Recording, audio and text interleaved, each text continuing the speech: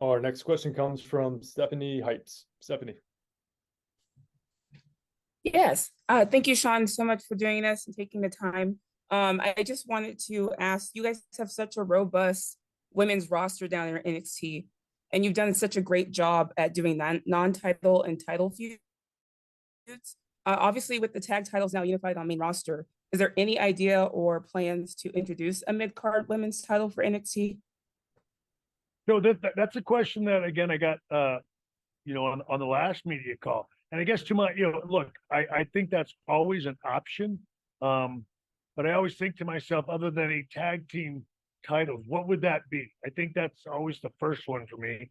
I wonder if a cruiserweight from a women's division would work. But I'll say this, I'm always open to those options.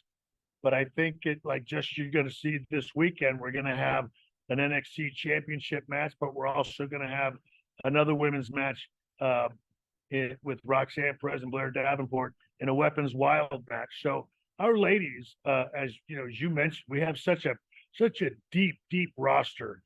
I guess I just don't ever worry about getting them a lot of airtime, because we are always going to be able to get our ladies numerous matches on our show. Again, we get such a kick out of writing and booking our women's division, because it is just, I mean, the landscape is huge for us.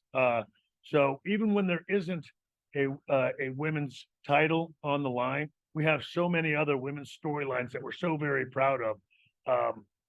So again, I think we do a great job. I would obviously put our women's division, as I always say, up against anyone's any day of the week.